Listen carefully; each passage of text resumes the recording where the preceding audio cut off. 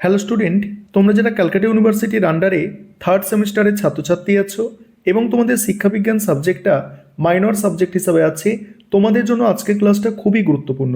আজকের ক্লাসে তোমাদের ইউনিট 2 থেকে একটি মোস্ট ইম্পর্টেন্ট 10 নম্বরের প্রশ্নের উত্তর নিয়ে আলোচনা করব। প্রশ্নটা আছে শিশুর বিকাশে বংশগতি ও পরিবেশের প্রভাব বিস্তারিত আলোচনা করো। বা প্রশ্নটা ঘুরিয়ে আসতে পারে, শিশুর বিকাশে বংশগতি ও পরিবেশের মিথস্ক্রিয় প্রভাব আলোচনা করো। প্রশ্নের উত্তরটা তোমরা দেখে নাও। প্রথমেই ভূমিকা অর্থাৎ ইন্ট্রোডাকশন দিয়ে তোমাদের শুরু করতে হবে। সেখানে লিখবে কি, শিশুর সামগ্রিক বিকাশের ক্ষেত্রে বংশগতি ও পরিবেশ এই দুই উপাদানের ভূমিকা নিয়ে মনোবিদদের মধ্যে দীর্ঘদিনের বিতর্ক রয়েছে। একদল মনোবিদ যেমন গ্যালটন ও ম্যাকডুগাল বংশগতিকে প্রাধান্য দিয়েছে, অন্যদিকে ওয়াটসন ও পরিবেশবিদরা পরিবেশকে মুখ্য বলে মনে করেন।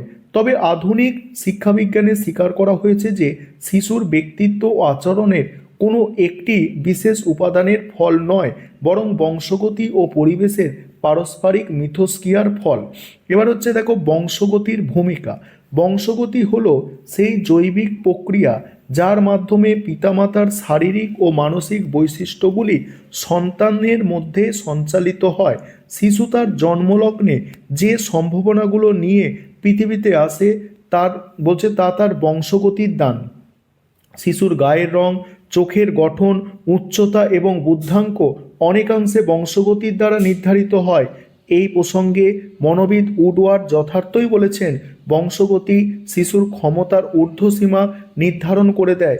অর্থাৎ একটি শিশু জীবনে কতটা সফল হতে পারবে বা তার বুদ্ধিমত্তা কতটা বিকশিত হবে তার একটি প্রাথমিক ব্লুপ্রিন্ট বা নকশা বংশগতিই তৈরি করে দেয়। তারপর হচ্ছে পরিবেশের ভূমিকা। বংশগতি যদি সুপ্ত সম্ভাবনা হয়, তবে পরিবেশ হলো সেই সম্ভাবনার বিকাশের ক্ষেত্র।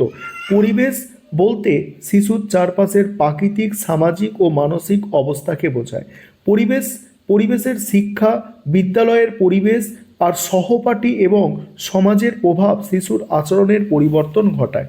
চরম পরিবেশবাদী মনোবিজ্ঞানী জে.বি. ওয়াটসন পরিবেশের ওপর এতটাই গুরুত্ব দিয়েছিলেন যে তিনি দৃঢ়ভাবে ঘোষণা করেছিলেন, আমাকে 1 ডজন সুস্থ স্বাভাবিক শিশু দিন এবং তাদের মানুষ করার জন্য নিজস্ব পরিবেশ দিন।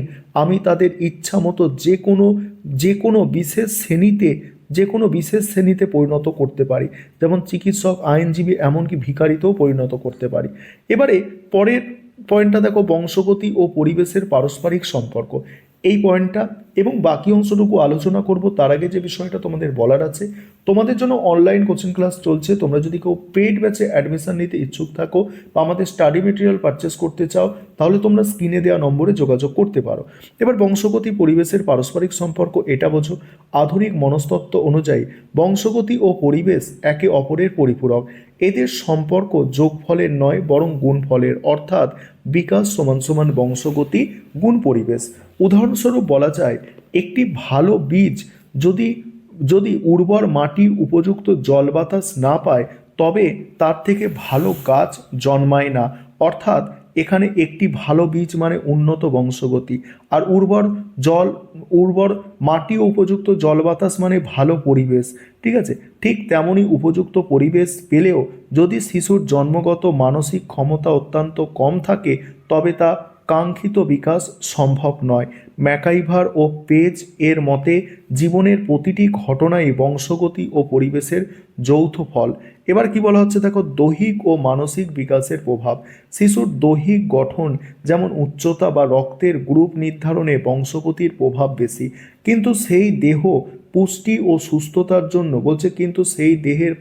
সুস্থতার জন্য সুষম খাদ্য ও স্বাস্থ্যকর পরিবেশ প্রয়োজন। আবার মানসিক ও পাক্ষবিক ও সামাজিক বিকাশের ক্ষেত্রে পরিবেশের প্রভাব অত্যন্ত প্রবল। একটি শিশু কতটা সামাজিক হবে বা তার নৈতিক চরিত্র কেমন হবে তা পরিবার ও বিদ্যালয়ে পরিবেশের ওপর নির্ভর করে। তারপরে কি বলা হচ্ছে দেখো, শিক্ষাগত তাৎপর্য। শিক্ষক হিসাবে বংশগতি ও পরিবেশের এই সম্পর্ক বোঝা অত্যন্ত জরুরি। শিক্ষকের পক্ষে শিশুর বংশগতি পরিবর্তন করা সম্ভব নয়, কিন্তু তিনি শিশুর জন্য একটি উন্নত ও উদ্দীপক পরিবেশ তৈরি করতে পারেন শিশুর সুপ্ত ক্ষমতাগুলি যাতে ঠিকমতো বিকশিত হয় তার জন্য বিদ্যালয়ের উপযুক্ত সহপাঠক্রমিক কার্যাবলী এবং উপযুক্ত সহানুভূতিশীল আচরণ নিশ্চিত করা শিক্ষকের দায়িত্ব। এবার উপসংহার পরিশেষে বলা যায় শিশুর জীবন বিকাশে বংশগতি ও পরিবেশ উভয়ই অপরিহার্য। বংশগতি কাঁচা মাল বা উপাদান সরবরাহ করে আর পরিবেশ সেই উপাদানকে আকার দেয়। তাই শিশুর সর্বাঙ্গীন বিকাশের জন্য উন্নত বংশগতির পাশাপাশি একটি সুস্থ ও স্বাভাবিক উদ্দীপক পরিবেশ একান্ত কাম্য। কোনো একটিকে বাদ দিয়ে শিশুর পরিপূর্ণ বিকাশ অসম্ভব। এই ছিল তোমাদের একটি মোস্ট ইম্পর্টেন্ট প্রশ্নের উত্তর।